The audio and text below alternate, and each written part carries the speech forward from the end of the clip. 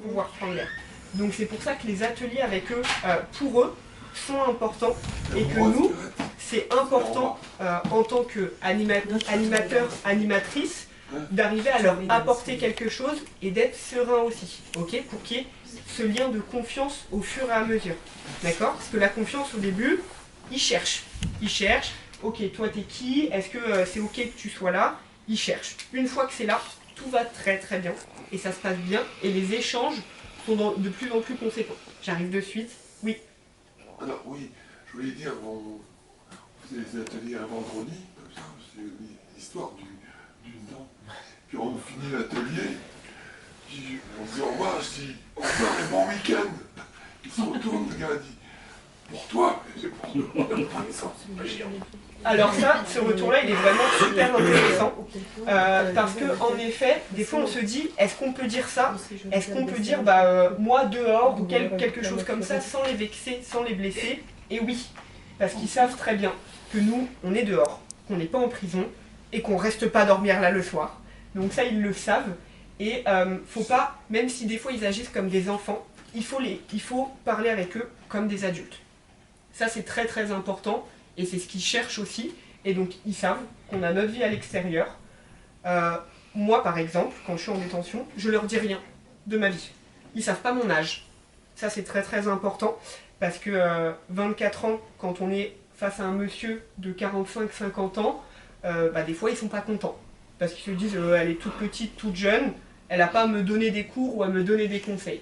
Et après, ça passe. Quand il y a ce lien de confiance dont je viens de vous parler, mais c'est important de continuer à parler des week-ends, à parler des sorties, de ce qui se passe dehors, et eux, ça leur permet aussi un petit peu de se projeter. Donc ils vont toujours faire des petites remarques en disant « Bah oui, ton week-end, il va être meilleur que le mien, en effet », et ça, on peut en rigoler aussi avec eux. Ils le savent, ils connaissent leurs conditions, ils savent qu'ils sont en détention, donc nous, on n'a rien à changer là-dessus. Et ils savent que les intervenants, ils rentrent et ils sortent après. Tu avais une question, Astrid? Comment c'est justifié le fait de devoir choisir entre la douche et l'atelier? Parce qu'à la limite, la promenade, je peux comprendre, mais une douche, ça prend pas 1h30. Alors, ce qu'il faut savoir, c'est que pour les prisonniers, tout est chronométré.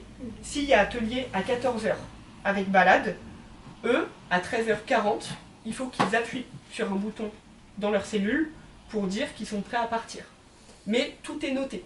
Eux, ils ont des papiers pour venir en atelier qu'ils doivent donner avec leur carte à la zone scolaire pour dire « je viens là pour l'atelier ».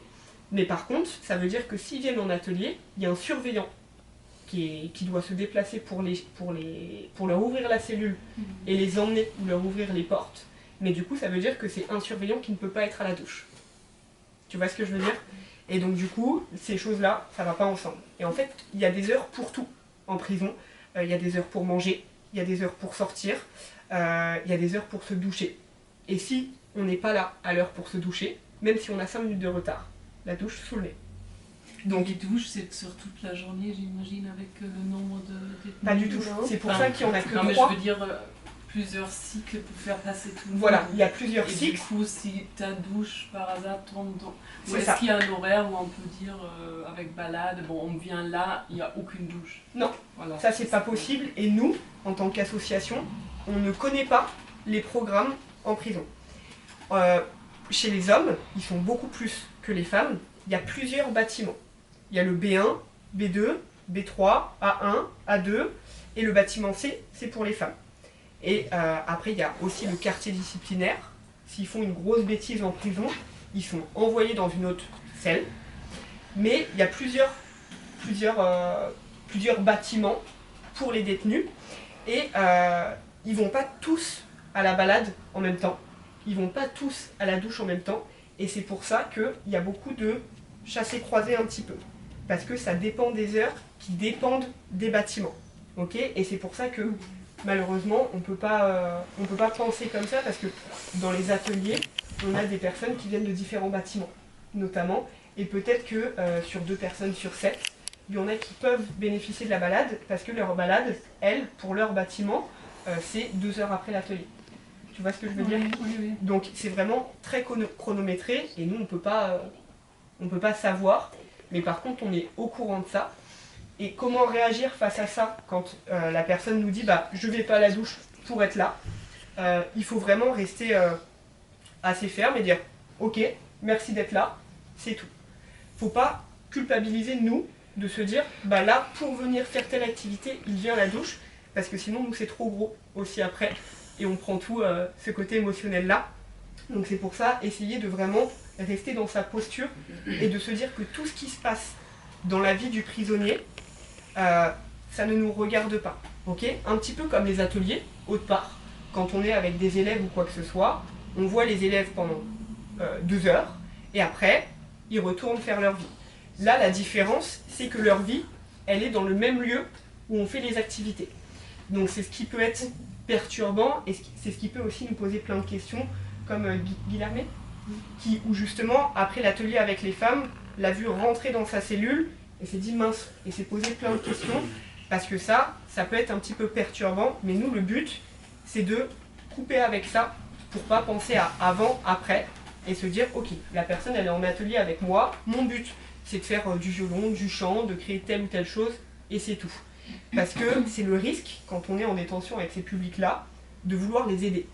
On a envie de les aider, on a envie de leur apporter aussi autre chose, mais on n'est pas en capacité de le faire, parce que c'est pas notre travail, et que ce serait prendre aussi le travail des personnes qui travaillent dans la prison, qui sont au quotidien avec eux.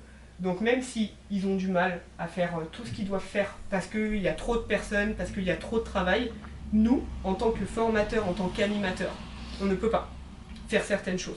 Donc ça arrive dans les ateliers, notamment. Moi j'ai eu le cas il y a 2 ans, pendant le premier concours d'éloquence, un monsieur qui n'avait pas de papier. Il était algérien et il avait reçu une lettre disant qu'il devait être renvoyé dans son pays quelques semaines plus tard. Sauf qu'il y avait des problèmes, il ne pouvait pas envoyer la lettre au juge, il ne recevait pas le courrier, etc. Et il nous a demandé à nous si on pouvait le faire. Et nous, c'est quelque chose qui nous touche. Parce qu'on a envie de se dire, mince, la personne, elle va être renvoyée dans son pays. Moi, je suis au courant de la situation et je sais que c'est juste pour une histoire de timbre ou d'enveloppe et que c'est des choses toutes petites, toutes bêtes, sur lesquelles on se dit, bah, je vais lui donner, en fait. J'ai envie de lui donner, mais on ne peut pas faire ça. C'est pas possible parce que on n'est pas autorisé du tout à faire ça. On n'est pas autorisé à leur donner quoi que ce soit. On n'a pas le droit. Hormis le matériel qui est noté pour l'atelier, donc violon, etc. Mais tout le reste, c'est pas possible. Par exemple, si on a du tabac sur soi et qu'il y a quelqu'un qui nous demande du tabac, on n'a pas le droit. Même si la personne nous dit, ça fait 5 jours que j'ai pas fumé parce que mon compte est bloqué pour telle ou telle chose, on a de la peine, mais on ne peut pas. Et c'est ce qui peut être très frustrant. You understood, Ahmed? You understood? So you're not allowed to give anything to a prisoner, even if it's just a stamp or if it's just 1 cigarette. You're not allowed.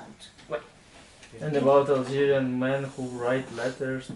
It was a man that needed to send a letter for his OQTF, not to be sent to home, to Algeria, and she wanted to help, so just he needs 1 envelope, 1 stamp, and that I put the letter in the box, but not allowed. Okay. Des fois, c'est des choses toutes simples et où on a envie. On se dit, ben oui, moi je peux le faire, mais c'est pas notre rôle. C'est vraiment pas notre rôle et c'est ce qui peut être difficile à comprendre et à accepter parce que même si on les voit 1h30, 2h, il y a de l'échange. Et on peut aussi apprécier, apprécier la personne avec laquelle on est et avoir envie de l'aider. Mais nous, c'est vraiment très très important qu'on reste là pour nos objectifs. Parce que autant pour notre travail que pour notre tête. Ok ? Parce qu'on s'habitue à aller en prison. Moi maintenant quand je vais en prison, c'est comme si j'allais dans mes bureaux. Ok, je suis habituée, c'est l'habitude, je pose mon sac, je pose mes affaires, je sais où aller. Mais ça reste quand même un milieu très particulier. Et pour ça, il faut se protéger au maximum de toutes les émotions qu'on peut ressentir. Ryan. Oui, pardon. Et comment vous le faites vous-même? Parce que quand même, ça semble comme quelque chose qui est facile à dire, très compliqué à exécuter. Oui. Parce que c'est facile à dire, je me déconnecte de cette personne, ça ne me touche pas, mais quand même vous racontez ces histoires et ça se ressent que quand même ça vous a touché. Bien sûr, bien sûr. Et je crois que dans des travaux comme ça, c'est une charge mentale énorme. Et moi, parfois, je me dis, ok, j'essaie de me déconnecter, mais quand même, de me déconnecter signifie de faire mal mon travail aussi. Alors, parce que je ne les vois plus comme des personnes, mais je les vois comme des objets, je comprends. Auquel moment et comment on trouve ce Oui. balance, cet équilibre entre les deux choses, comment vous le faites vous-même. Oui. Parce que ça c'est une des grandes questions. difficultés Ouais. de ce que Mais je fais c'est dans comme ma vie. pour les médecins. Je veux dire, pour soigner quelqu'un, il faut avoir de l'empathie, mais il faut surtout pas en avoir trop, parce que on n'arrive plus à le soigner. Et là, c'est un petit peu la même chose. C'est ça. Et il faut apprendre à brider son empathie. En fait, tu vois, c'est un peu aussi, enfin, c'est différent, mais avec les enfants, parfois, tu es amené à poser des limites aussi. Parce que vite, ils vont croire que ça y est, on est copains-copines, tu peux faire tout ce que tu veux. Et c'est, tu vas le remettre en place, Enfin, tu vas dire non, on n'est pas. Enfin, il y a quand même une distance entre les deux, tu vois. Et là, c'est un peu la même chose. C'est pas des enfants. Oui, mais Mais le fait toujours que dans le moi je social. dis à un enfant,